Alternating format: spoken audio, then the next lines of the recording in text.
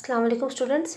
کل ہم نے اپنے درسی کتاب کے سبق نمبر 13 حضرت عمر بن عبدالعزیز رحمۃ اللہ علیہ کا مطالعہ شروع کیا تھا، اور اس سبق کی تدریس کا مقصد یہ تھا کہ طلبہ و طالبات اس قابل ہو جائیں کہ اسلام اور مسلمانوں کی ابتدائی تاریخ سے واقف ہوں، نظام خلافت اور خلفائے راشدین کے اوصاف سے آگاہ ہوں، حضرت عمر بن عبدالعزیز کی عظمت اور کارناموں سے آشنا ہو جائیں. اس کے ساتھ ساتھ یہ بھی سمجھ سکیں کہ اسلامی خلافت کی بنیاد جمہوریت، مساوات اور عدل و انصاف سے پر ہے.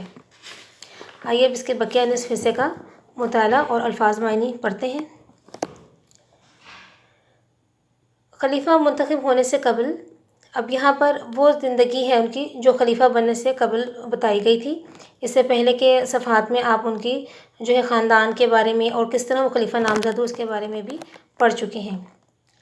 تو خلیفہ منتخب ہونے سے قبل پہلے آپ رحمۃ اللہ علیہ بھی بنو امیہ کے شہزادوں اور رؤساء و امراء یعنی امیر لوگوں کی طرح فارغ البالی عیش و عشرت کی زندگی گزارتے تھے. اس کی ایک معمولی عام مثال یہ ہے کہ جو لباس آپ رحمۃ اللہ علیہ ایک بار پہن لیتے دوبارہ زیب تن نہ کرتے، یعنی اس لباس کو دوبارہ نہ پہنتے. مگر قربان جائیے کہ جب مسلمانوں نے حضرت عمر بن عبدالعزیز کو خلافت کی ذمہ داری کا اہل سمجھا، لائق سمجھا، تو آپ رحمۃ اللہ علیہ ایک رات میں، صرف ایک ہی رات میں بالکل بدل گئے. امیرانہ لباس اور شاہی طور طریقے، شاہی انداز ترک کر کے چھوڑ کر فقیری اور عاجزی اختیار کر لی، اور پرہیزگاری کی ایسی نادر، عمدہ اور قیمتی مثال قائم کی کہ امت مسلمہ آج تک ایسے کسی دوسرے حکمران کو ترس رہی ہے. حضرت عمر بن عبدالعزیز رحمۃ اللہ علیہ سے پہلے بنو امیہ کے جتنے بھی لوگ حاکم بنے تھے، انہوں نے بیت المال کا یعنی سرکاری خزانہ، شاہی خزانہ جو ہے اس کو اپنا ذاتی خزانہ بنا لیا اور لوگوں سے مال چھین کر اپنے عیش و آرام پر خرچ کرتے رہے. حضرت عمر بن عبدالعزیز رحمۃ اللہ علیہ نے خلیفۃ المسلمین، مسلمانوں کا خلیفہ بننے کے بعد نہ صرف اپنا سارا مال و اسباب، سارا سامان، سارا پیسہ بیت المال میں جمع کرا دیا، بلکہ اپنی بیوی کے سارے زیورات بھی حکومت کے خزانے کے نذر کر دیے، یعنی حکومت کو تحفتاً دے دیے تاکہ ان کو عوام کی فلاح و بہبود کے لیے خرچ کیا جا سکے. آپ رحمۃ اللہ علیہ کی بیوی جو ایک خلیفہ کی بیٹی اور اب ایک خلیفہ کی بیوی تھیں، چاہتی تو حکم ماننے سے انکار کر دیتی، مگر آفرین ہے، شاباش ہے کہ انہوں نے بھی اپنے جہیز میں ملے ہوئے تمام زیورات اور جواہر حکومت کے ریاست کے خزانے میں جمع کرا دیے. دراصل یہ تقویٰ کا راستہ ہے، پرہیزگاری کا راستہ ہے جسے حضرت عمر بن عبدالعزیز رحمۃ اللہ علیہ نے اختیار کیا، اپنایا. کیونکہ آپ رحمۃ اللہ علیہ جانتے تھے کہ یہ مال و متاع، یہ روپیہ پیسہ، یہ ساز و سامان جو بھی ان کے پاس ہے، ان کے بڑوں نے، ان کے بزرگوں نے ظلم کر کے اکٹھا کیا ہے. اپنا عملی نمونہ پیش کرنے کے بعد، یعنی کہ جب آپ نے بھی اپنا سارا مال و اسباب جو ہے وہ بیت المال میں جمع کرا دیا، بیوی کے زیورات بیت المال میں جمع کرا دیے، تو اس طرح آپ نے سخاوت کا اور انصاف کا جو نمونہ پیش کیا. اس کے بعد آپ رحمۃ اللہ علیہ نے اپنے تمام رشتہ داروں اور بنو امیہ کے سرداروں سے لوگوں کا چھینا ہوا مال واپس لیا. بنو امیہ کے پاس جو ناجائز دولت، جاگیریں اور دوسروں سے چھینی ہوئی زمینیں تھیں وہ بھی واپس لیں، اور انہیں اصل حقداروں کے حوالے کیا، جو اصل مالک تھے ان کے حوالے کیا. یہاں پر ان اصولوں کے بارے میں بتایا گیا ہے جو انہوں نے خلیفہ بننے کے بعد لاگو کیے. بیت المال سے خرچ کے معاملے میں آپ رحمۃ اللہ علیہ نے سخت اصول بنائے اور ان پر سختی سے عمل کیا. معمولی سی غلطی پر بھی سخت باز پرس کی جاتی، سخت پوچھ گچھ ہوتی، سخت تفتیش کی جاتی.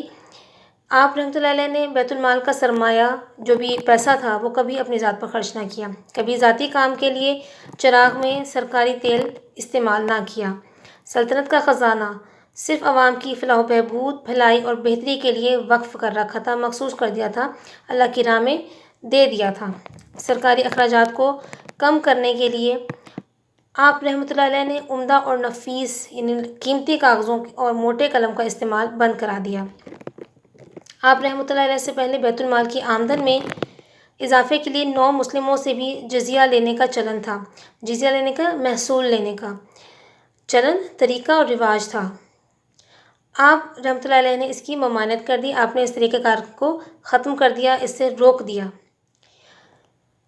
بنو امیہ کے حکمرانوں نے حاکم و محکوم میں ایک سماجی تفریق پیدا کر دی تھی، ایک معاشرتی فرق پیدا کر دیا تھا. آپ رحمۃ اللہ علیہ نے وہ امتیاز، وہ فرق ختم کر کے سماجی مساوات اور عدل و انصاف کی راہ ہموار کی۔ آپ رحمۃ اللہ علیہ نے ملازموں کو اپنے احترام میں کھڑے ہونے سے روک دیا، حتیٰ کہ آپ ملازموں کے برابر بیٹھتے اور ان کی خدمت کر کے خوش ہوتے تھے۔ جیسے کہ آپ پچھلے صفحات میں پڑھ چکے ہیں کہ جس طرح سے انہوں نے خلافت راشدہ کے دور کی توسیع ہی کہا جاتا ہے ان کی خلافت کے دور کو، تو اس سے بھی آپ کو اندازہ ہوگا کہ کس طرح سے وہ خلفائے راشدین کے طریقے پر عمل کر رہے تھے۔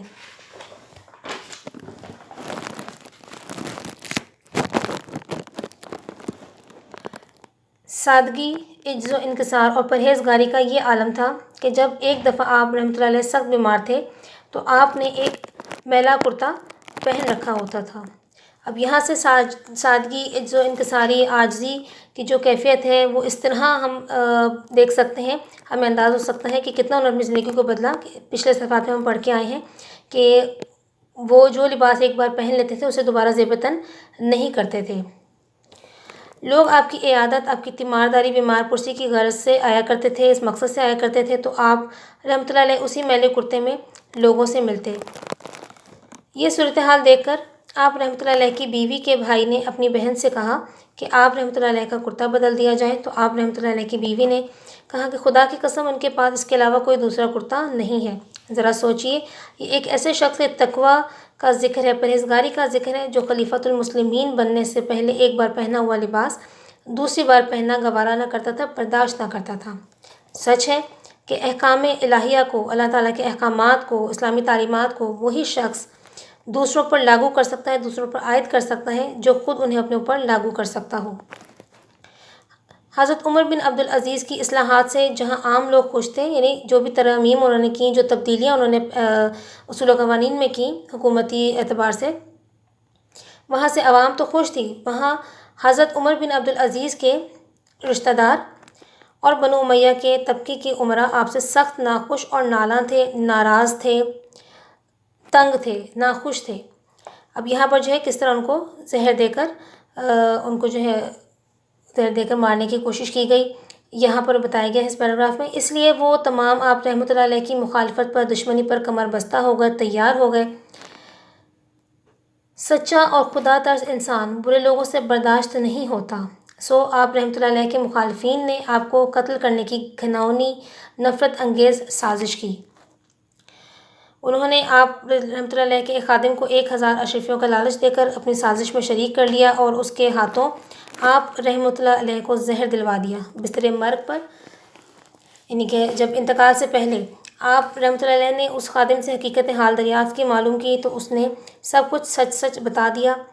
آپ رحمۃ اللہ علیہ نے اسے معاف کر دیا اور کہا کہ وہ اشرفیاں بیت المال میں جمع کروا دو اور میرے مرنے سے پہلے یہاں سے بھاگ جاؤ، ورنہ یہاں کے لوگ تمہیں مار ڈالیں گے۔ آخرکار وہ زہر جان لیوا ثابت ہوا، مہلک ثابت ہوا، اور آپ دار فانی سے کوچ کر گئے۔ دار فانی سے کوچ کرنا یہ بھی محاورہ ہے، یعنی کہ دنیا سے رخصت کر گئے، رخصت فرما گئے۔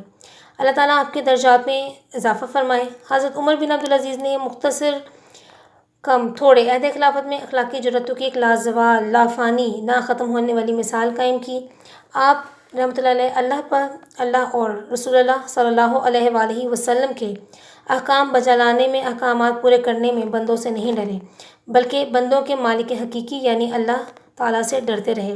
آپ رحمۃ اللہ علیہ نے عمل خیر انجام دیا، نیک عمل انجام دیا، اور عمل خیر یعنی اچھا عمل، نیک عمل ہمیشہ زندہ رہتا ہے۔ یہی وجہ ہے کہ حضرت عمر بن عبدالعزیز رحمۃ اللہ علیہ کی زندگی کے واقعات تاریخ اسلام کے اوراق میں زندہ و محفوظ ہیں۔